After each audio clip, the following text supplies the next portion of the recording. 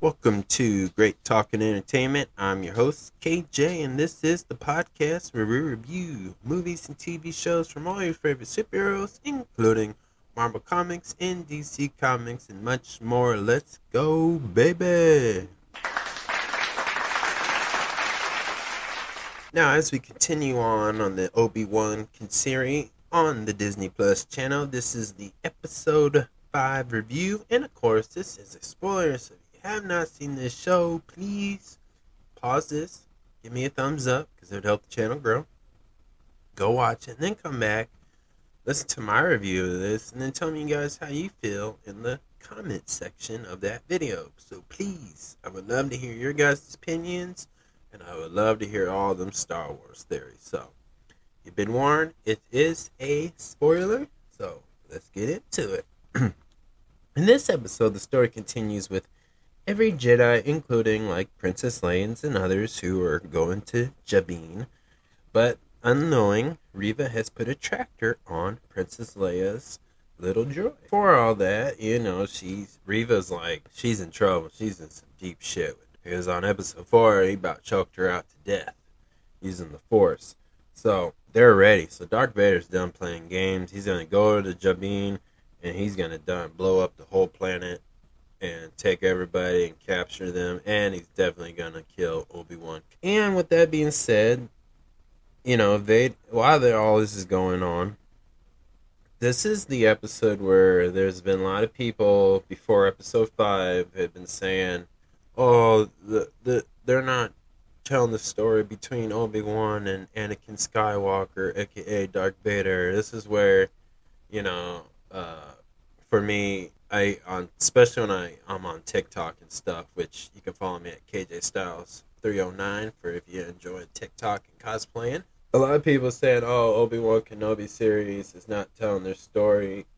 You for the people who do follow like Soups and guys like him who are saying all this show sucks because they're not telling the story, but as soon as this episode hit, it's a different opinion, saying Soups don't care about the story or whatever. But I'm not trying to talk about him in particular, but for the people who are saying like this is the episode, well, if you think about it, when Disney Plus is doing a show, they're balanced out whether it's Marvel or Star Wars, it's pretty much really good balance out.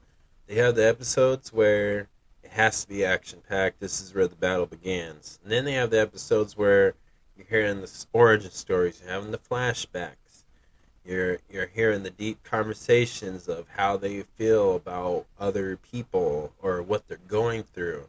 And was the episode, and this was probably one of the like favorite episodes because of this.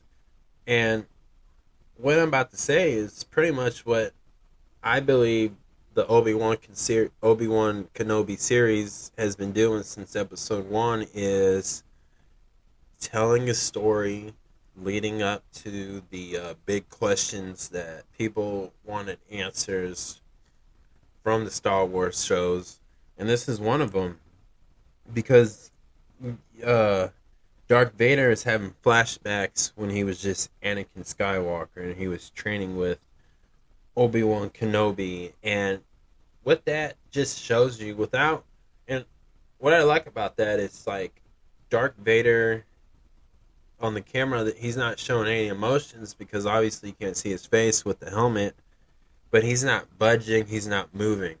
But the way they're showing his emotions while he's having his flashbacks, I thought it was really neat because even with all the cape, the suit, the robotic parts that's replaced everything that Anakin has lost, he's having these flashbacks, and deep down, even he's the big bad Darth Vader, he still has a heart. He's still Anakin Skywalker. He remembers the time. He knows that Anakin was once his master. He knows that this is very personal.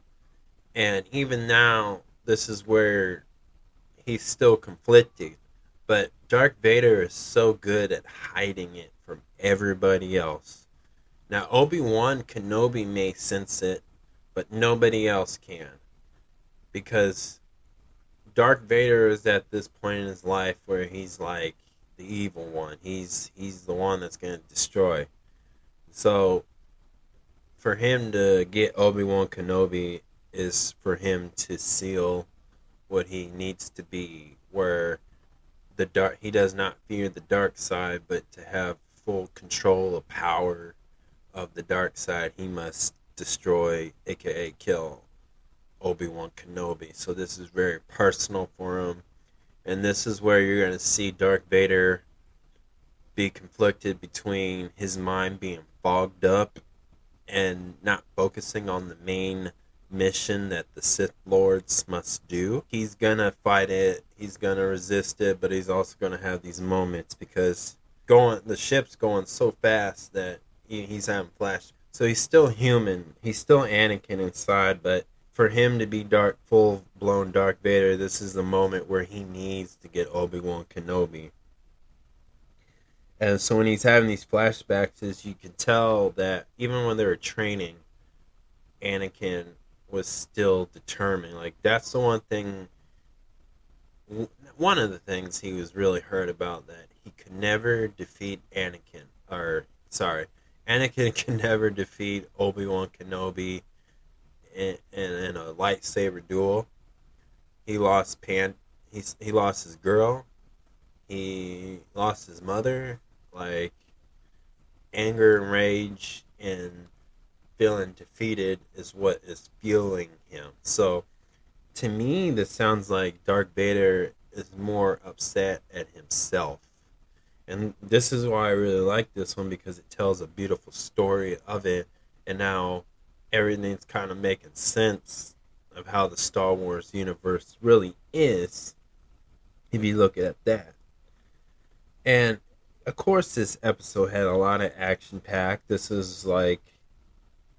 ties into and with a lot of questions and loosens up some stuff that were considered loose ends throughout the years of Star Wars movies and shows and animation cartoons, of course. So this to me, episode 5 really just shows you like why this whole series so far is well balanced out, because action, not always being action packed, is going to tell the story of a Darth Vader story. This is not going to help clarify what Obi-Wan Kenobi's been doing, how he's feeling. So you got to understand the dynamic of it, and this is the episode that really did it. For example, Reva turns on Vader. So she was that little girl in episode 1 that saw Anakin, murder a bunch of little kids in Jedi training school, right? And she played dead. And what we did not know, but we found out in this episode, was that Vader always knew that she was that little girl.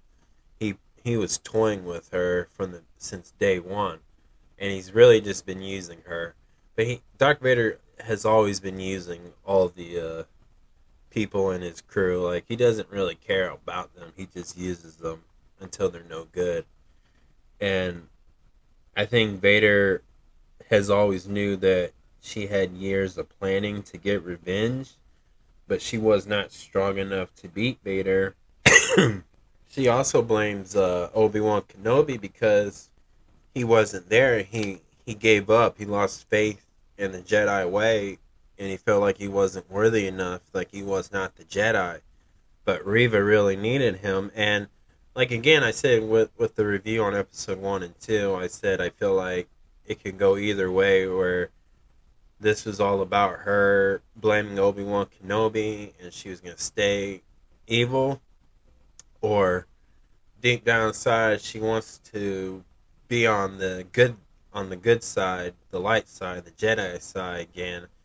But for her, she felt like she needed to get revenge on Darth Vader because he took everything away from her. But she also feels like Obi-Wan Kenobi could have been the one to save her and keep everything she had. Like, she considered those kids at the time when she was a kid friends and family, like a family. And so this was really personal for her.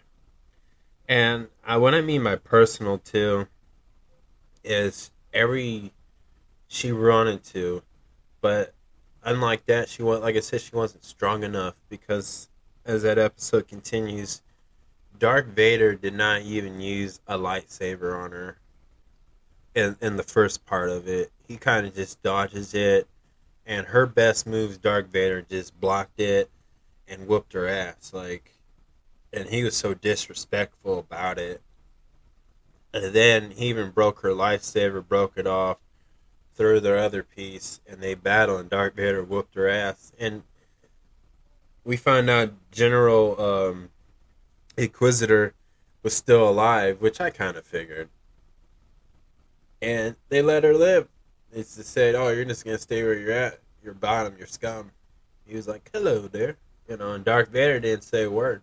He just walked away. Like that for her, death is more honorable than just losing and then just being left there to lick her wounds because